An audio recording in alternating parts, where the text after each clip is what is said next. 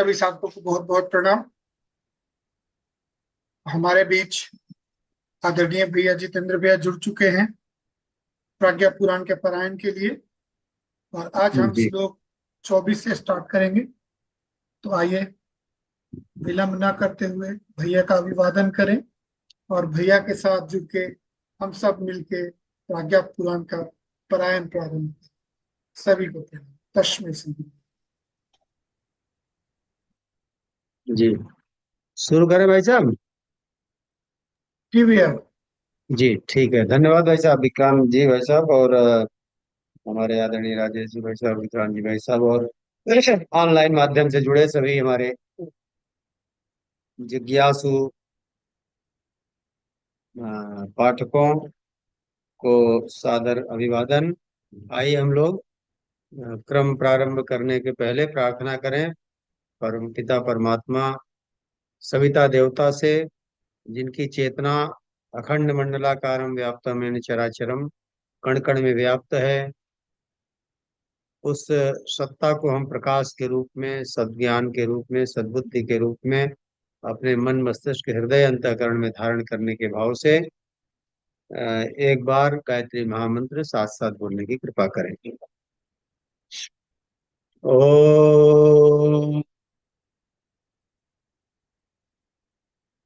ओम भुवः स्वः तत्सवितुर्वरेण्यं भर्गो देवस्य धीमहि धियो यो नः प्रचोदयात्। ॐ ब्रह्मानन्दं परमसुखदं केवलं ज्ञानमूर्तिं द्वन्द्वातीतं गगनसदृशं तत्त्वमस्यादिलक्ष्यम् एकं नित्यं विमलमचलं सर्वधी साक्षिभूतं भावातीतं त्रिगुणरहितं सद्गुरुं तं नमामि। अखण्डानन्दबोधाय शिष्यसन्तापहारिणे सच्चिदानन्दरूपाय तस्मै श्रीगुरवे नमः। भवानी शङ्करौ वन्दे श्रद्धा विश्वासरूपिणौ याभ्यां विना न पश्यन्ति सिद्धाः स्वान्तहस्तमीश्वरम्। सिद्धाः स्वान्तहस्तमीश्वरम्।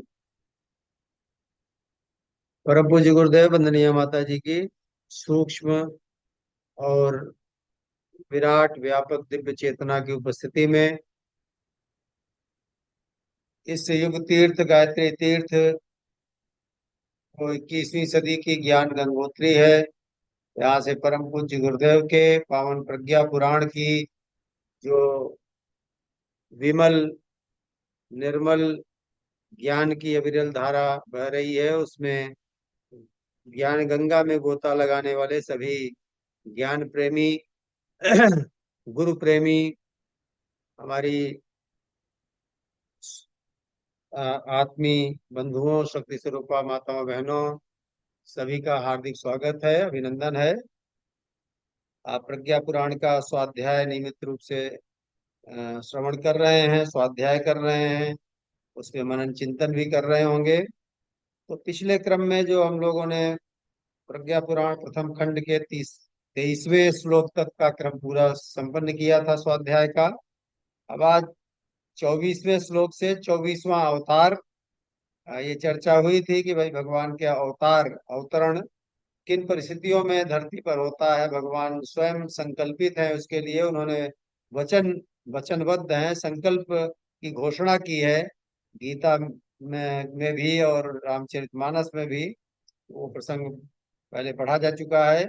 और वर्तमान जो परिस्थिति है, पूरे विश्व की विनाशकारी परिस्थितियां बनी हुई हैं ऐसे समय में, जबकि विज्ञान ने बुद्धिवाद का और साधन सुविधाओं का अंबार लगा दिया है, बुद्धिवाद का विस्तार हो गया है, आदमी की आस्था लड़खड़ा गई है। तो ऐसे समय में व्यापक स्तर पे पूरे विश्व की परिस्थितियों को असंतुलन को संतुलन में लाने के लिए गुरुदेव ने यहाँ संकेत किया कि अब ये 24वें अवतार की का क्रम कह लीजिए या 10वां अवतार। हमारे यहाँ 10 अवतार भी प्रमुख माने जाते हैं, या उसमें 24 अवतार, गायत्री के 24 अक्षर, तो 24 शक्ति के रूप में ये 24वां अवतार है। प्रज्ञावतार इसको कह सकते हैं। युग शक्ति गायत्री के रूप में अवतरण हुआ है, महाप्रज्ञा के रूप में अवतरण हुआ है इसका। वो व्यापक, उस चेतना का व्यापक विस्तार, तो उसी की चर्चा आज करनी है 24वें श्लोक से। तो आइए हम लोग श्लोक प्रारंभ करते हैं।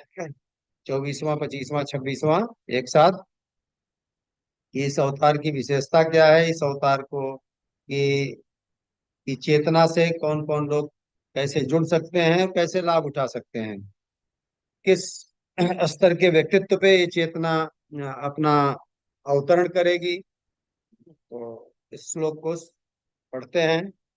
वरिष्ठता नराणाम तो श्रद्धा प्रज्ञावलंबिता निष्ठा श्रिता च व्यक्तित्वम सर्वेषामत्र संस्थितम् न्यूनाधिकता हेतोः क्षीयते वर्धते च तत् उत्थान सुखजम पा उत्थान सुखजम पातः दुखजम जायते वृत्तिः अधुना मानवैस्त्यक्ता श्रेष्ठताभ्यंतर स्थिता फलतः आत्मनेन्येभ्यः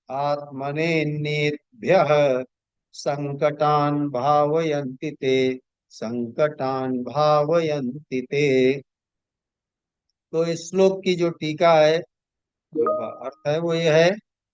गुरुदेव लिख रहे हैं कि मनुष्य की वरिष्ठता श्रद्धा, प्रज्ञा और निष्ठा पर अवलंबित है।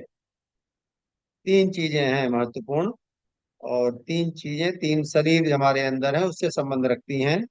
इन्हीं की न्यूनाधिकता से उसका व्यक्तित्व उठता गिरता है। यानी इनकी मात्रा कम या ज्यादा जिसके अंदर जिस अनुपात से है, उसी अनुपात से आदमी का व्यक्तित्व उठता है या गिरता है। ये तीन चीजें व्यक्तित्व निर्धारित करती हैं आदमी का।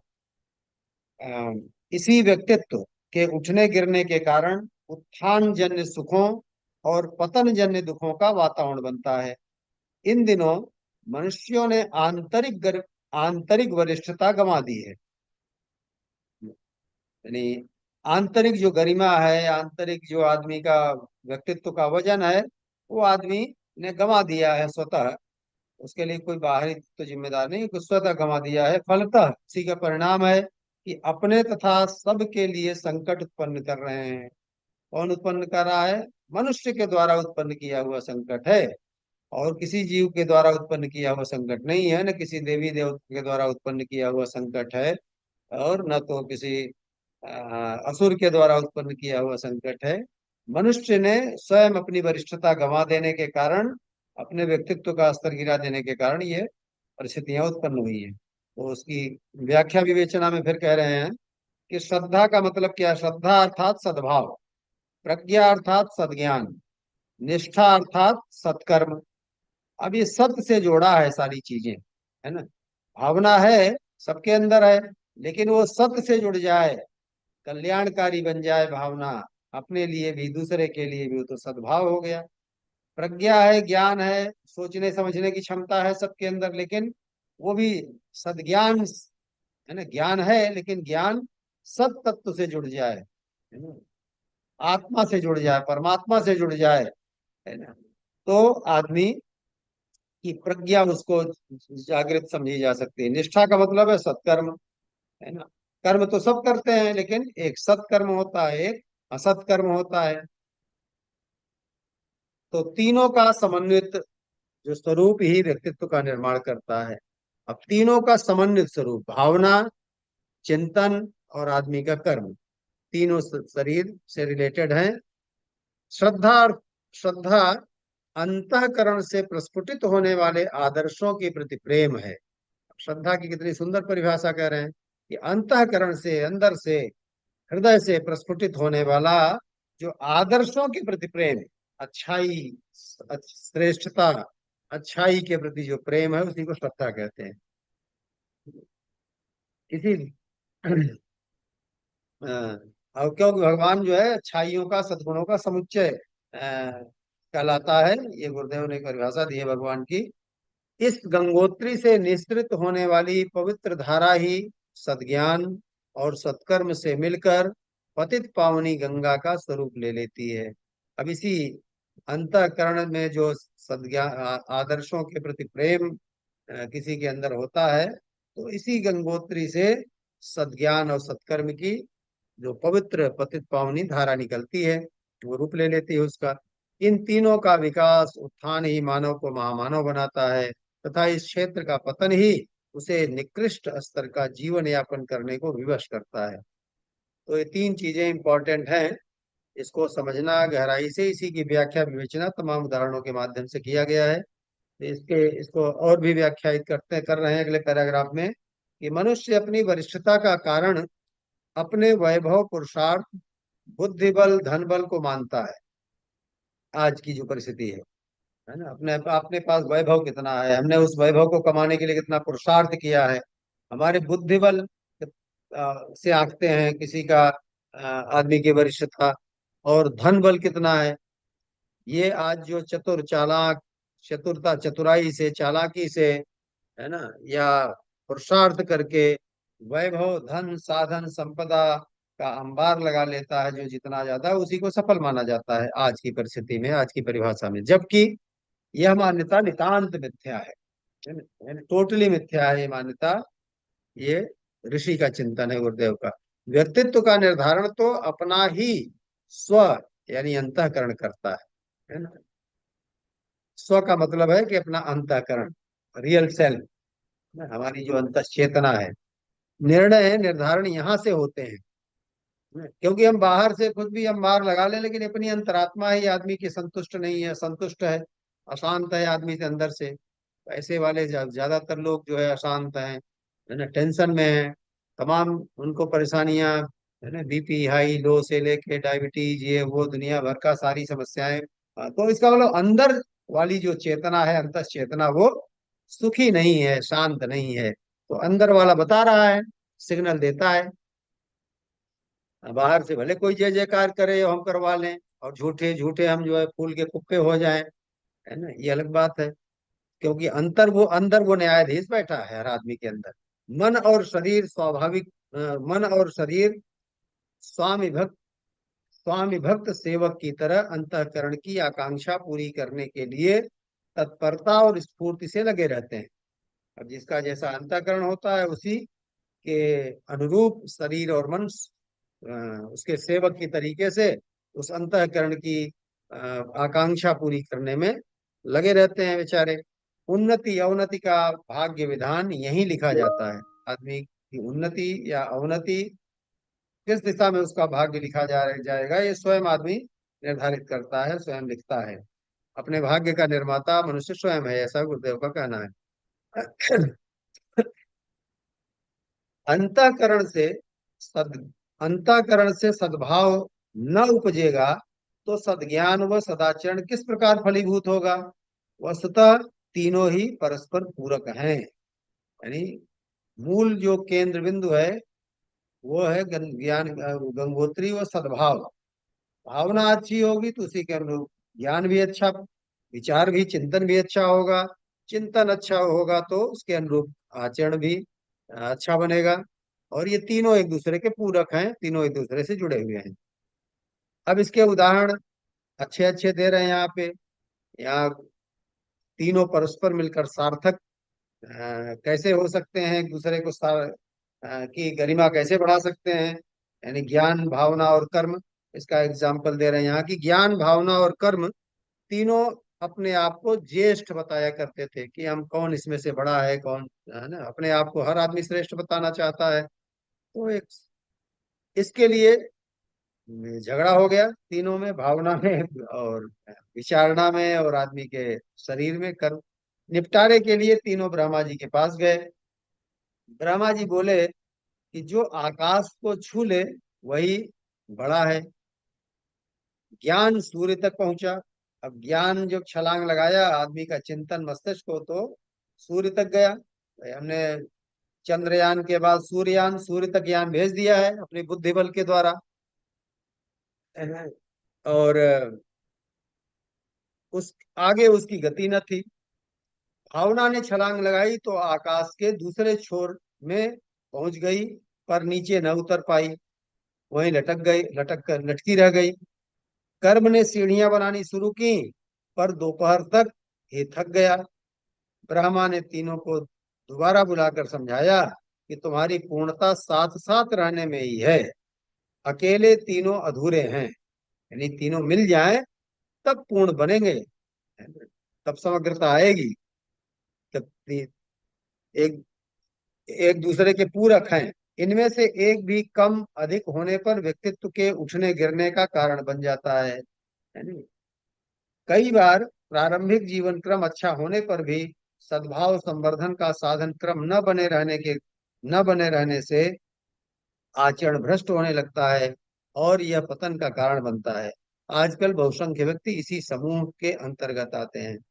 मतलब आज जो बहुसंख्य व्यक्ति हैं वो ये कह रहे हैं कि प्रारंभिक जीवन क्रम तो कई कई लोगों का अच्छा होता है, लेकिन बाद में उनको सद्भाव, है ना, हृदय का पोषण, हृदय में अच्छी भावनाओं का पोषण नहीं हो पा रहा है। आज परिवार में है, बच्चे बिलख रहे हैं, भटक रहे हैं बेचारे, भावनात्मक पोषण नहीं मिल पा रहा है। वो कहीं गलत जगह पे जाके और वो अटक जाते हैं। वो कहीं मतलब इसको आकर्षण कहिए, मोह का आकर्षण, है ना, उसको नकली जो प्रेम है उसको असली प्रेम जान मान लेते हैं, है ना। तो प्रेम भावनात्मक जो है उसका पोषण बच्चों को मिलना चाहिए तो भटकने ना पाए और गलत जगह नहीं फंसेंगे। तो इसका यहाँ पे इस प्रसंग के माध्यम से ये बता रहे हैं, इस पे जोर दिया है। दूसरा एग्जाम्पल दिया है कि बलि का तेज चला गया, है ना। राजा बलि असुर कुल में उत्पन्न हुए थे, पर वे बड़े सदाचारी थे और अपनी धर्म परायणता के कारण उनने बहुत वैभव वैभव और यश कमाया था। सब जानते हैं बलि के बारे में। उनका पद इंद्र के समान हो गया। पर धीरे धीरे जब धन से उत्पन्न होने वाले अहंकार, आलस्य, दुराचार जैसे दुर्गुण बढ़ने लगे तो उनके भीतर वाली शक्ति खोखली होने लगी, है ना। पुरुषार्थ करता है आदमी, धन कमाता है, लेकिन भावनाओं को, विचारणा को पोषण नहीं मिल पाता, तो फिर वो आदमी को एक पैरालाइज जैसा हो जाता है ना।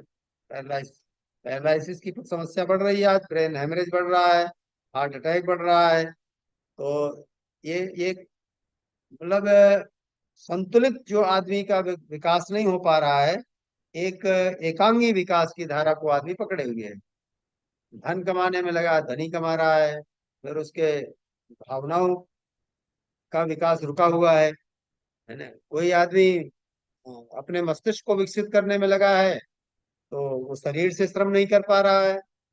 बौद्धिक विकास बहुत हो गया, बहुत जीनियस है, बहुत इंटेलिजेंट है, आईक्यू बहुत विकसित है, लेकिन शरीर से बेचारा विकलांग बना हुआ है, क्योंकि श्रम का संतुलन नहीं है, भावनाएं विकृत। तो तीनों अपने आप में, तो ये परिस्थिति बलि का उदाहरण देके यहाँ दे रहे हैं। क्यों? धन वैभव बढ़ गया लेकिन बाकी दूसरा क्षेत्र अधूरा रहा, तो इसलिए उनके अंदर जो दुर्गुण आने स्वभाव होने हैं वो आने लगे, अहंकार, आलस, दुराचार जैसे दुर्गुण बढ़ने लगे, तो उनके भीतर वाली जो शक्ति थी खोखली होने लगी। एक दिन इंद्र की बलि से भेंट हुई, तो सब ने देखा कि बलि के शरीर से एक प्रचंड तेज निकलकर इंद्र के शरीर में चला गया और बलि श्री विहीन हो गए।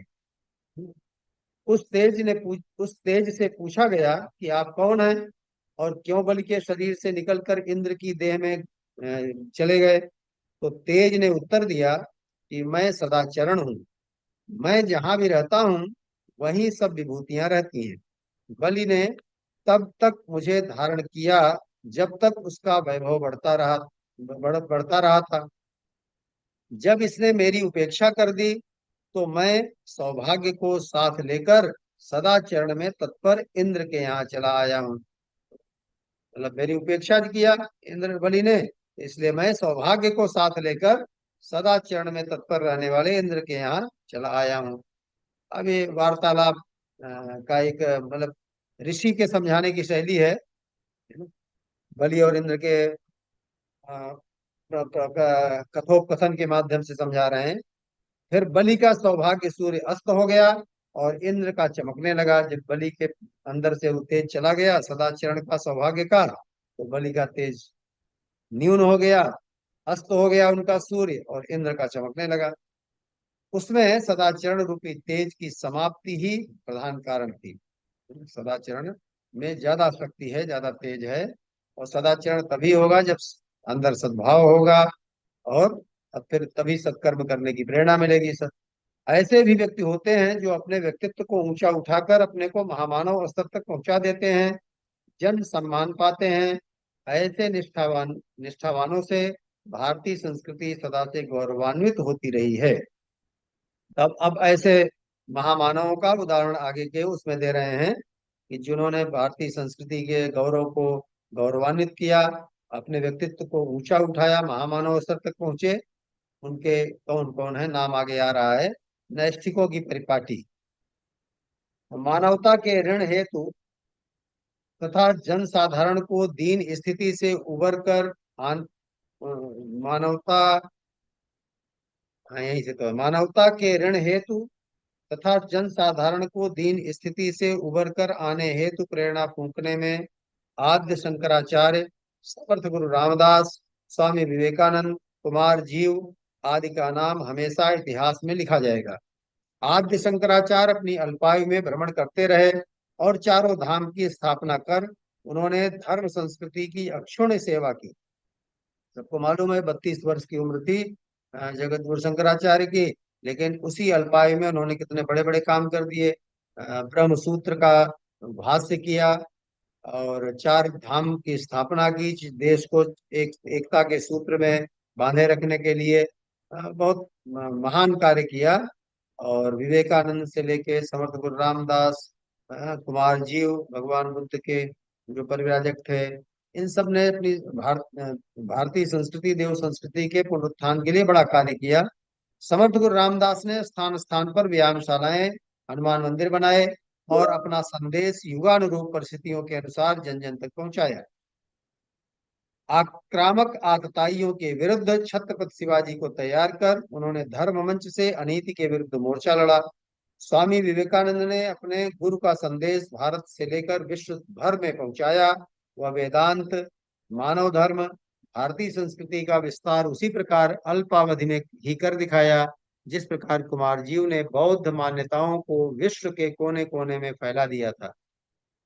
तो ये तीनों उदाहरण अपने अपने अलग अलग कालखंड में बड़े महत्वपूर्ण हैं, सब परिचित हैं। स्वामी विवेकानंद के व्यक्तित्व और कृतित्व से, कुमार जीव से शायद कम लोग परिचित होंगे। भगवान बुद्ध के काल में उन्होंने बौद्ध धर्म का प्रचार प्रसार किया था एशिया भर में। तो ये सारे व्यक्तित्व संपन्न महामानव थे, लेकिन उन्होंने ये कार्य कर पाने में समर्थ तब हुए जब उन्होंने अपने व्यक्तित्व का निर्माण किया या अपने उनके गुरु ने उनके व्यक्तित्व को गढ़ा। लेकिन इन दिनों परिस्थितियां बड़ी विषम है। समृद्धि की दृष्टि से भले ही आज का मानव सौभाग्यशाली स्वयं को समझता हो, स्वास्थ्य, संतुलन, स्नेह, सहकार जैसे जीवन के महत्वपूर्ण क्षेत्रों में स्मशान जैसी बीभत्स भयंकरता छाई हुई है ना? अब एक चीज की दृष्टि से सौभाग्यशाली मान के अपने आप को आदमी अपनी पीठ थपथपाता रहे कि मेरे पास साधन सुविधाएं बढ़ गई हैं, मैं अच्छा मकान बना लिया, अच्छी गाड़ी हो गई, अच्छी सैलरी मुझे मिलती है, अच्छा पैकेज मिलता है। लेकिन बाकी दृष्टि से अगर स्वमूल्यांकन करे आदमी स्वयं भी, तो वो पाएगा कि नहीं, बहुत से क्षेत्रों में मैं घाटे में चला गया हूँ। स्वास्थ्य की दृष्टि से पारिवारिक जो एक श्मशान जैसी स्थिति छाई हुई है। जो क्षमताएं सृजन और सहयोग में नियोजित होकर संसार में स्वर्गीय वातावरण बना सकती थी, वे ही एक दूसरे को काटने में लगी हैं। यह दुरुपयोग कैसे बन पड़ा, सृजन ध्वंस में कैसे बदल गया, इस विडंबना का एक ही कारण है, आंतरिक वरिष्ठता का अवमूल्यन। बाहर तो हमने बहुत सजा धजा लिया, मेकअप कर लिया, है ना, लेकिन अंदर हमारे जो है वो अ, जो विभत्स एक वो साम्राज्य छाया हुआ है, हमारी भावना का स्तर, हमारे चिंतन का स्तर, हमारे उसका स्तर गिर गया है, यानी आंतरिक वरिष्ठता गंवा दी है आदमी ने। इसी की प्रतिक्रिया व्यक्ति और समाज के सम्मुख खड़ी अनेकानेक विपत्ति विभीषिकाओं के रूप में दृष्टिगोचर हो रही है। यदि जड़ें मजबूत होती तो यह स्थिति न आती। यानी जड़ आज खोखली है ना।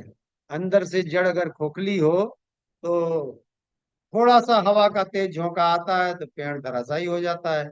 लेकिन जिस वृक्ष की जड़ मजबूत होती है, अंदर गहराई तक गई होती है, तो बड़े बड़े तूफान आते हैं तो उसको गिरा नहीं पाते।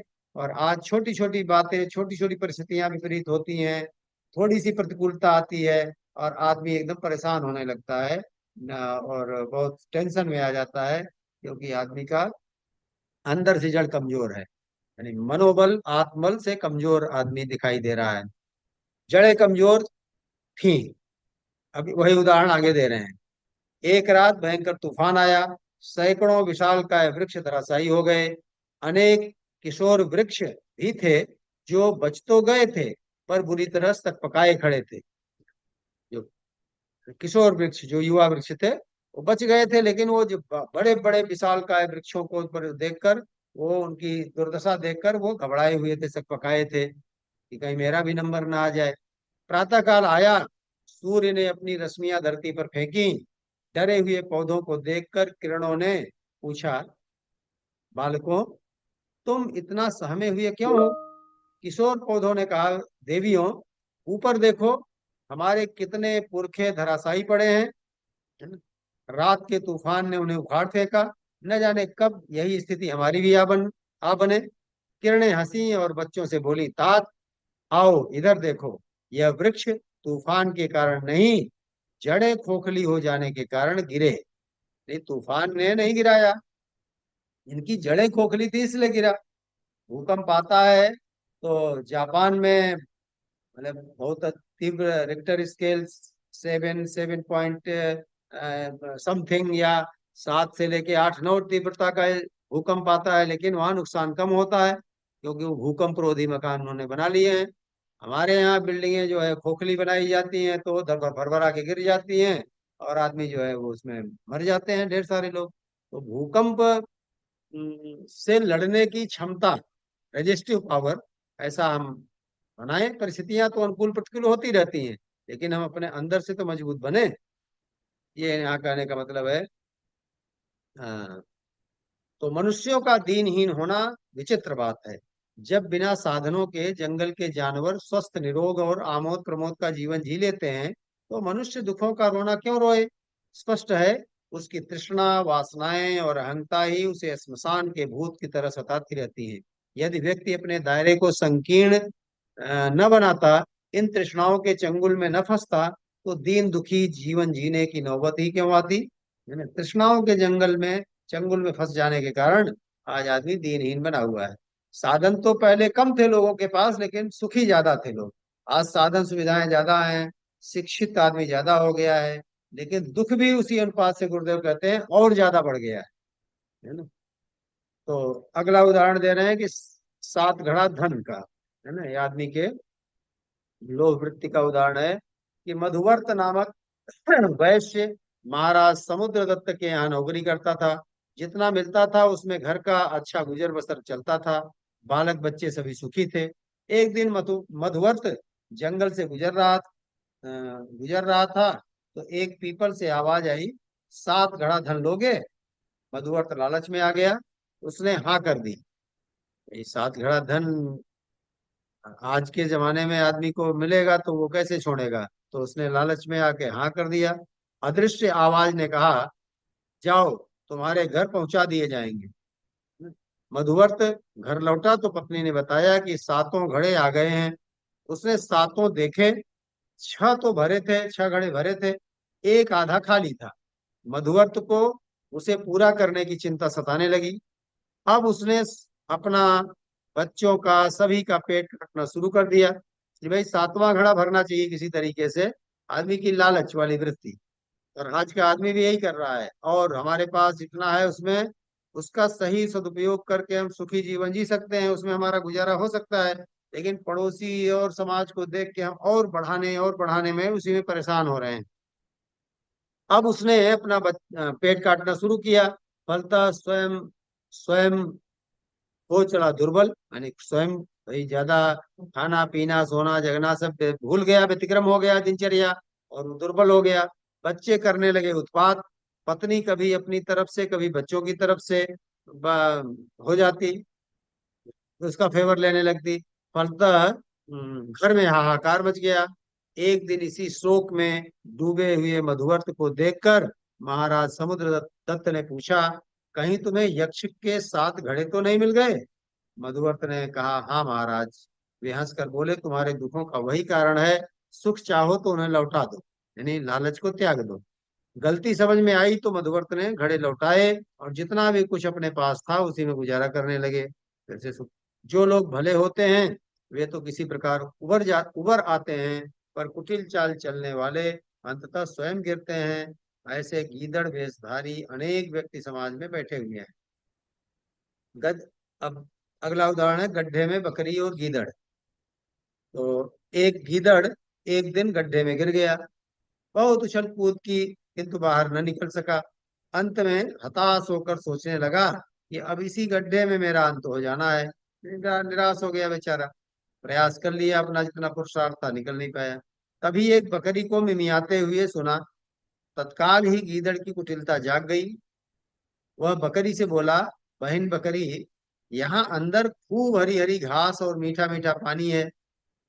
आओ जी भरकर खाओ और पानी पियो। मतलब आज इस तरह की चालाकी वाली वृत्ति आदमी के अंदर भरी हुई है ना। बकरी उसकी लुभावनी बातों में आकर गड्ढे में कूद गई।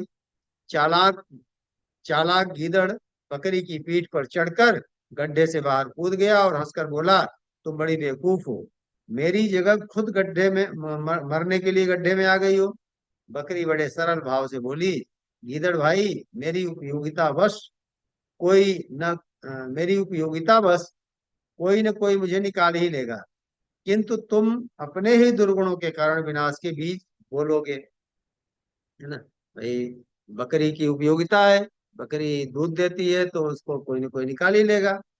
है ना, भोला आदमी, अच्छा आदमी, नैतिक आदमी, वो उसको कोई चतुर चालाक दुष्ट प्रवृत्ति का आदमी ठगता है तो गुरुदेव कहते हैं वो उसको नहीं ठगता, बल्कि अपनी ही आत्मा का पतन करता है, वो ठगाता है। और उसको तो भगवान मदद करते हैं, सज्जन आदमी को। क्योंकि वो काम की बकरी थी तो उसको थोड़ी देर में मालिक ढूंढता हुआ बकरी को निकाल ले गया।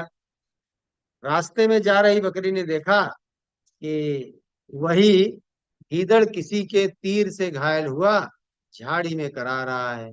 अब अपने कर्म का फल उसने होगा, तुरंत मिल गया। चलिए आगे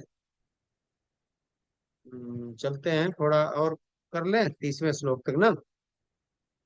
यदा मनुष्य यदा यहाँ तक करना है नात्मान, है ना? यदा मनुष्यो नात्मान नात्मानम् आत्मनोद्धत धर्तुमर्हति कृतावतारोऽलं तस्य स्थितो संशोधयाम्यहम्। क्रमेऽस्मिन् सुविधा युक्ताः साधनैः सहिताः नराः विभीषिकायां नासस्यान् नासस्यान् आस्था संकटपाशिताः तन्निवारण हेतोश्च कालेऽस्मिंश्च तललोप में प्रज्ञावतार रूपे प्रज्ञावतार रूपेवत।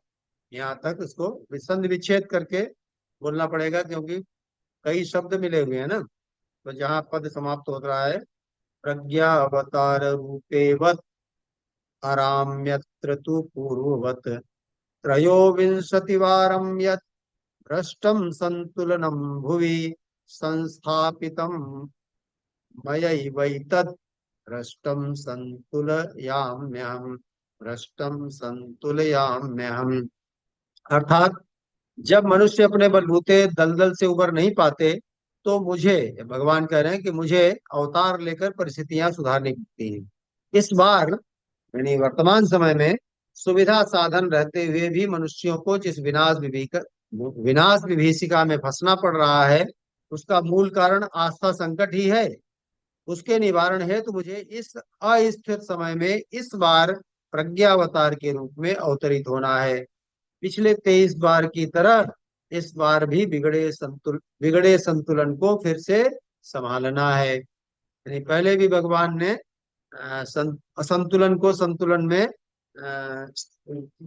संतुलित परिस्थितियों को संतुलन में लाया है। यानी जो विनाशकारी परिस्थितियां थी उसको सृजन में बदला।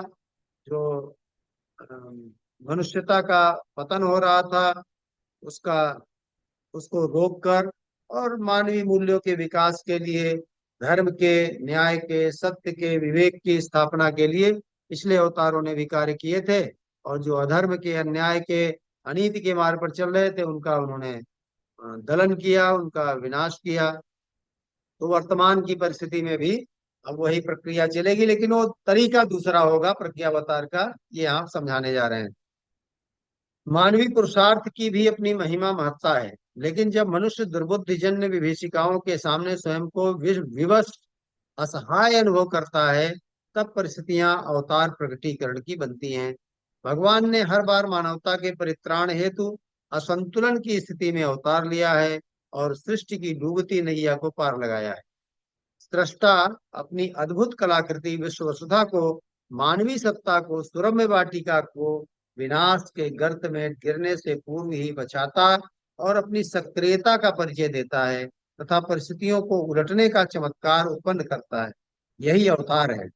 संकट के सामान्य स्तर से तो मनुष्य ही निपट लेते हैं। सामान्य स्तर का संकट होता है तो मनुष्य खुद ही निपट लेते हैं। पर जब असामान्य स्तर की विपन्नता उत्पन्न हो जाती है तो सृष्टा को, भगवान को स्वयं ही अपने आयुध संभालने पड़ते हैं। अस्त्र शस्त्र लेकर स्वयं भगवान को आना पड़ता है। कभी धनुष बाण लेके आए, कभी चक्र सुदर्शन लेके आए, कभी क्या लेके आए। उत्थान के उत्थान के साधन जुटाना भी कठिन है, पर पतन पतन के गर्त में द्रुत गति से गिरने वाले लोकमानस को उलट देना अति कठिन है। जो आदमी तेजी से पतन के गर्त में जा रहा है, बहुत तेजी से, उस जनमानस को उलटना बहुत ही कठिन कार्य है। क्योंकि आदमी स्वयं ही अपने मस्तिष्क को, अपने आप को समझा नहीं पाता, अपने परिवारी जनों को समझा नहीं पा रहा है, आज कोई कहना नहीं मानता। ऐसे में दुनिया के 700 करोड़ लोगों के मस्तिष्क को बदल देना और इसका दावा करना, ये भाई अवतार के बस की ही बात है। ये सामान्य व्यक्ति कोई नहीं कर सकता। तो वही बात यहाँ पे इसके माध्यम से गुरुदेव समझा रहे हैं कि आज की विषम बेला में भी अवतरण की परंपरा का निर्वाह करते हुए अपनी लीला संदोह प्रस्तुत करते कोई भी प्रज्ञावान प्रत्यक्ष देख सकता है। अब अवतार का लीला संदोह क्या है, ये आगे विस्तार से इसकी चर्चा कर रहे हैं। इसी को पढ़ के फिर समापन करेंगे। तो अवतार प्रक्रिया आदिकाल से चली आ रही है और आदिकाल से अब तक मनुष्य जाति ने अनेक प्रकार के उतार चढ़ाव देखे हैं। स्वाभाविक ही भिन्न भिन्न कालों में समस्याएं और असंतुलन भिन्न भिन्न प्रकार के रहे हैं। जब जिस प्रकार की समस्याएं उत्पन्न हुई हैं, तब उसी का समाधान करने के लिए एक दिव्य चेतना, जिसे अवतार कहा गया है, प्रादुर्भूत हुई है, यानी प्रकट हुई है। और उसी क्रम से अवतार युग प्रवाह को उलटने के लिए अपनी लीलाएं रचते रहे हैं। सृष्टि के आरंभ में जल ही जल था, है ना। अब ये मत्स्य अवतार की बात बता रहे हैं कि सृष्टि के आरंभ में जल ही जल था, प्राणी जगत में जलचरों की ही प्रधानता थी। तब उस असंतुलन को मत्स्य अवतार ने साधा। जब जल और थल पर प्राणियों की हलचलें बढ़ी तो उनके अनुरूप क्षमता संपन्न कच्छप काया ने संतुलन बनाया। कच्छप अवतार हुआ भगवान का।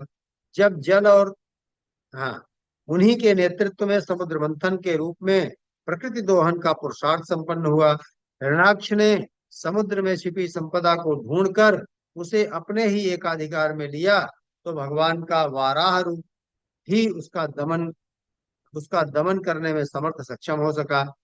जब मनुष्य अपनी आवश्यकता से अधिक कमाने में समर्थ हो गया, तो संकीर्ण स्वार्थपरता से प्रेरित संचय की प्रवृत्ति भी बढ़ी। संचय और उपभोग की पशु प्रवृत्ति को उदारता में परिणत करने के लिए भगवान वामन के रूप में प्रकट हुए, है ना, और दान के रूप में मांग लिया बलि से। छोटे बौने और पिछड़े लोग उठ खड़े हुए और बलि जैसे संपन्न व्यक्तियों को स्वेच्छा पूर्वक उदारता अपनाने के लिए सहमत कर लिया गया। दूसरे ढंग से बात कर रहे हैं गुरुदेव। उच्छृंखलता जब उद्धत और उद्दंड हो जाती है, तब शालीनता से उसका समन नहीं हो सकता। प्रत्याक्रमण द्वारा ही उसका दमन करना पड़ता है। ऐसे अवसरों पर नर सिंहों की आवश्यकता पड़ती है ना, नरों में जो सिंह हो, और उन्हीं का पराक्रम अग्रणी रहता है।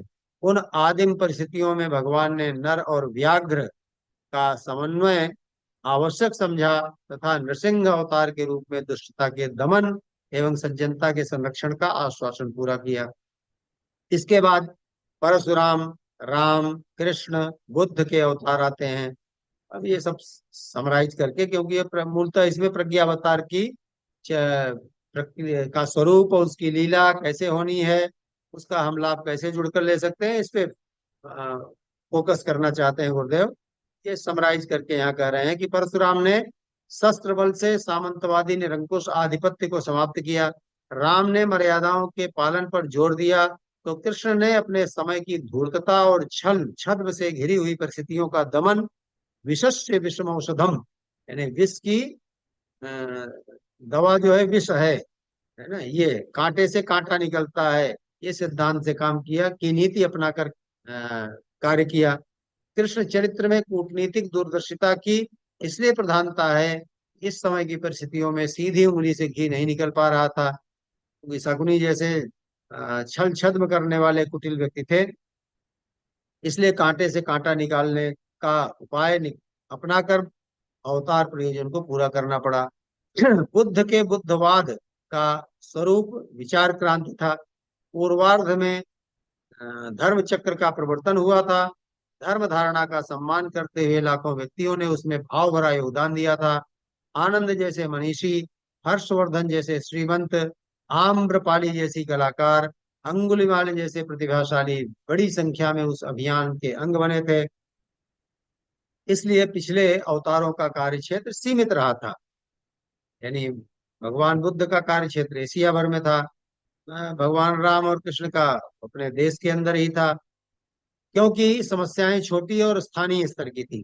बुद्ध काल तक समाज का विस्तार बड़े क्षेत्र में हो गया था, इसलिए बुद्ध का अभियान भी भारत की सीमाओं तक सीमित नहीं रहा और उन दिनों जितना व्यापक प्रयास संभव था उतना अपनाया गया। धर्म चक्र प्रवर्तन भारत से एशिया भर में फैला और उससे भी आगे बढ़कर उसने अन्य महाद्वीपों तक अपना आलोक बांटा। प्रज्ञावतार बुद्धावतार का उत्तरार्ध है। अब ये जो ये 24वां अवतार चल रहा है, इसको गुरुदेव कहते हैं ये बुद्धावतार का उत्तरार्ध है। बुद्धावतार बुद्धावतार क्या था? प्रज्ञावतार का पूर्वार्ध था। तो बुद्धि प्रधान युग की समस्याएं भी चिंतन प्रधान होती हैं। अब आज ये बुद्धि प्रधान युग है। मान्यताएं, विचारणाएं, इच्छाएं ही प्रेरणा केंद्र होती हैं और उन्हीं के प्रवाह में सारा समाज बहता है। और आज ये दिख रहा है कि सारा समाज बह रहा है। ऐसे समय में अवतार का स्वरूप भी तदनुरूप ही हो सकता है। लोकमानस को अवांछनीयता, अनैतिकता एवं मूढ़ मान्यता से विरत करने वाली विचार क्रांति ही अपने समय की समस्याओं का समाधान कर सकती है। अब ये आदमी के अंदर जो उसके मस्तिष्क में अवांछनीयता, अनैतिकता, मूढ़ मान्यता को पकड़े बैठा है आदमी, उसका ब्रेन वॉश किए बिना, विचार परिवर्तन किए बिना समस्या का समाधान नहीं हो सकता। वही इस युग का अवतार कर रहा है, करने जा रहा है। आज आस्था संकट के कारण मनुष्य सुख समृद्धि से संपन्न होने के बावजूद जिस जंजाल में स्वयं फंसा हुआ है एवं अन्यों के लिए विपत्ति का कारण बना हुआ है, उसका निवारण आस्था प्रज्ञा रूपी अस्त्र द्वारा ही संभव है। परस्पर संवाद में वर्तमान स्थिति का विश्लेषण कर भगवान इसीलिए प्रज्ञावतार के प्रकटीकरण की परिस्थितियां देवर्षि को समझाते हैं और पिछले अवतारों का स्मरण दिलाते हुए इस बार भी विभीषिका निवारण हेतु अपनी शक्तियों को संतुलन स्थापना के लिए आवश्यक प्रतिपादित करते हैं। अब ये भगवान विष्णु और देवर्षि नारद के बीच संवाद से शुरू हुआ था। अब यहाँ पर लाकर वो बता रहे हैं कि भगवान विष्णु जी नारद जी को यही बता रहे हैं कि आज की जो परिस्थितियां हैं इसके लिए मनुष्य स्वयं दोषी है। और उसकी जो उसका उसके अंदर का जो आंतरिक गरिमा का स्तर गिर गया है। आदमी अपनी वरिष्ठता को भूल चुका है, मानवीय गरिमा को भूल चुका है, और अपने श्रद्धा का प्रज्ञा का स्तर उसने गिरा दिया है, आस्था का स्तर गिर गया है। इसलिए ये सारी परिस्थितियां विभीषिका वाली भीषण विनाश की परिस्थितियां बनी हैं। अब इसी परिस्थिति को, जिसको आदमी की बुद्धि काम नहीं कर रही है, ऐसे असंतुलन के समय में व्यापक रूप से युगांतरी चेतना के रूप में प्रज्ञावतार का और के रूप में युग शक्ति के रूप में मैं अवतार लेने चल रहा हूँ। और मेरी शक्ति तो निराकार के रूप में काम करेगी, लेकिन मुझे साथी सहचर चाहिए, हाथ पैर वाले, अंग अवयव। तो गुरुदेव कहते हैं आप मेरे अंग अवयव हैं, अंग अवयव बन जाएं और मेरी प्रेरणाओं को आप आत्मसात करके और आप कार्य करें। हाथ पैर आपके काम करेंगे, चिंतन चेतना और भावना श्रद्धा का स्तर हम आपका ऊंचा उठाएंगे। तो एक तरह से ये मान सकते हैं कि परम पूज्य गुरुदेव ही मतलब युग शक्ति गायत्री को उन्होंने, जैसे भाई भगीरथ जी ने ये तपस्या करके और उसको उतारा माँ गंगा को, अब उसको धारण कौन करे? तो भगवान शिव जैसे जो आदि योगी थे, उन्होंने अपने मस्तक पे उसको धारण किया माँ गंगा को। गुरुदेव ही इस युग के भगीरथ भी हैं, इस युग के शिव भी हैं। उन्होंने ही तपस्या किया, उन्होंने युग शक्ति गायत्री को अवतरण कराया अपने मस्तक में, अपने धारण करके। और हम और आप सभी नारद के रूप में उस लीला प्रसंग को जन जन तक पहुंचाएं। और वही क्रम चल रहा है। बहुत ही अच्छा, आप सबने बड़े ध्यान से और बड़ी श्रद्धा से इसका श्रवण किया, मनन चिंतन करें। और आगे अगले क्रम में अगले सप्ताह फिर हम लोग मिलेंगे। आज की बात समाप्त करते हैं। सभी को सादर प्रणाम। ओम शांति शांति शांति। कोई किसी की समस्या मतलब जिज्ञासा हो तो आप प्रश्न कर सकते हैं। बहुत बहुत हमारे धन्यवाद यहाँ हम लोगों को जी प्राज्ञा पारायण के लिए। किसी साधक की कोई प्रश्न है तो भैया से पूछ सकता है। प्रश्न अगर प्राज्ञा पुराण से रिलेटेड है तो बेहतर है। हाँ, प्रज्ञा पुराण से रिलेटेड होगा ज्यादा अच्छा है। और बाकी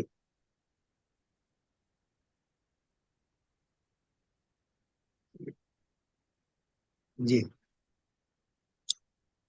जी भाई साहब नमस्कार। प्रणाम भैया, प्रणाम प्रणाम। कैसे आप? हाँ अच्छे हैं सब बड़े। जी आप जी, कैसे हैं? बढ़िया, आनंद है, आनंद है। आज आप भी बता बैठे और सुन रहे थे आपस में, जी जुड़े जी हुए थे देर जी तक। जी जी जी। किसी भाई बहन का प्रश्न हो तो भाई साहब से अवश्य पूछें। भाई साहब ने बहुत समय तक गुरुदेव और माता जी के चिंतन में जो घोंसला है गुरुदेव का, वहाँ बिताया है, तो बहुत कुछ मिल सकता है।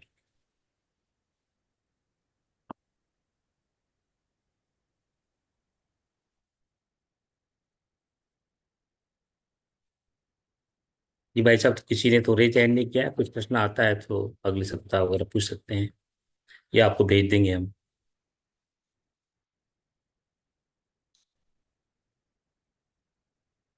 लगता है इंटरनेट चला गया है,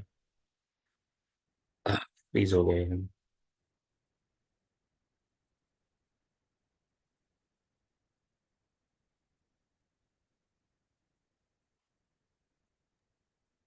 अगर किसी साधक का कोई प्रश्न है प्रज्ञा पुराण से रिलेटेड तो अभी आप पूछ सकते हैं। अगर नहीं है तो बाद में आप इसका चिंतन मनन करके आप हम लोगों को क्वेश्चन भेज सकते हैं और वो प्रश्न आपका किससे है ये बता सकते हैं।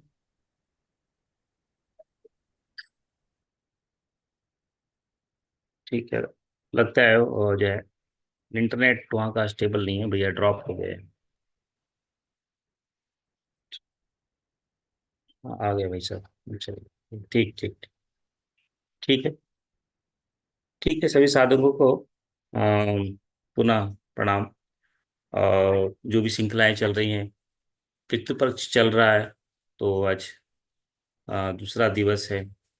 आशा है आप सबने पितृदेवों के लिए चिंतन मनन श्रद्धा के साथ में उनका स्वागत किया होगा। और यह स्वागत के क्रम में अपनी श्रद्धा को ही प्रकट किया होगा।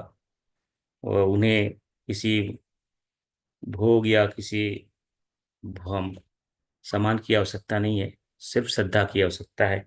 तो आप सबने श्रद्धा के साथ में उनका जो है स्वागत किया होगा। इसी श्रृंखला में हम लोग जो है कठोपनिषद का पारायण कर रहे हैं।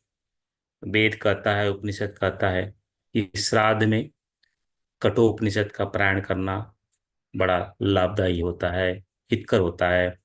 अध्यात्म के मार्ग में चलने वाले साधकों के लिए बड़ा पुण्यवान होता है। इसलिए हम लोग ने कठोपनिषद पारायण की श्रृंखला शुरू की है। उसके वीडियो भेजे जा रहे हैं, आप उसे देखिए। क्योंकि यह शास्त्रों वेदों का आदेश है कि श्राद्ध में कठोपनिषद का पारायण अति लाभदायी होता है। ठीक है, इसी श्रृंखला में गुरुवार को हम प्रज्ञा पुराण से जुड़ते हैं। जो है शनिवार को 12 घंटे का जप होता है, शाम को सुंदरकांड होता है, और रविवार को यज्ञ होता है, और कुछ आध्यात्मिक चर्चाएं होती हैं। और प्रत्येक जो है मतलब कि रविवार से लेकर के शुक्रवार तक ध्यान चलता है, और साथ में ही प्राणायाम और योग चलता है। आप सब उससे जुड़े, और ग्रुप में लगातार आप सभी को अलग अलग वीडियो, गायत्री चिंतन वीडियो, गुरु गीता चिंतन वीडियो, और अगले 15 दिन तक तो जो है कठोपनिषद के वीडियो के रूप में चिंतन मनन के लिए आपको जो है स्वाध्याय के रूप में या श्रवण के रूप में दिया जाएगा। साथ ही अलग अलग जो पर्व और त्योहार आएंगे उसकी स्तुति भी दे दी जाएगी। अ, अभी पितृपक्ष के पश्चात में बहुत लोगों की भ्रांति होती है कि पितृपक्ष में कोई साधना करे या ना करें। क्यों ना करें, अवश्य रूप से करना चाहिए। यह है साधना के लिए ही तो ये पितृपक्ष बना हुआ है। अधिक से मात्रा में, हाँ, अधिक से अधिक मात्रा में अपने आप को साधना में ढालेंगे तो उसका लाभ जो है अवश्य आपको मिलेगा। पितृपक्ष के तुरंत बाद जो है प्रतिपदा से नवरात्रि शुरू होगी। 9 दिनों का जो महापर्व है माँ आदिशक्ति का, उसके अंदर हम एक लिप्त होकर के, उसमें एक निष्ठ होकर के जो है अपने अंदर की जो शक्ति है, प्राण है, उसको एकत्र करके महाशक्ति का लय उसके अंदर करवाएंगे। और उसे ही हम लोग जो है दशहरा या विजयदशमी के रूप में मनाएंगे। विजयदशमी यानी अपने आप जो हमारे 10 शूल हैं, 10 हमारे विकार हैं, उस पे जो है हम 10वें दिन हमें विजय प्राप्त होगी माँ आदिशक्ति की आराधना से। इसलिए माँ आदिशक्ति के आपने जो है 3 स्वरूप देखे हैं। एक में 18 हाथ है, एक में 8 हाथ है, एक में 10 हाथ है। तो ये 10 हाथों वाली जो माँ है, उसकी आराधना जो है हम प्रतिपदा नवरात्रि में करेंगे। और 10वें दिन जो है हम जो है प्रसाद के रूप में अपने शूलों पे अधिपत्य करके विजयदशमी का उत्सव मनाएंगे या पर्व मनाएंगे। इसी भावना के साथ में अभी सभी साथियों को प्रणाम। आ, विक्रांत, अभी जो है इसको यहाँ पे क्लोज कर, किसी का प्रश्न नहीं था तो इसको यहीं पे क्लोज कर दो। हाँ जी जी।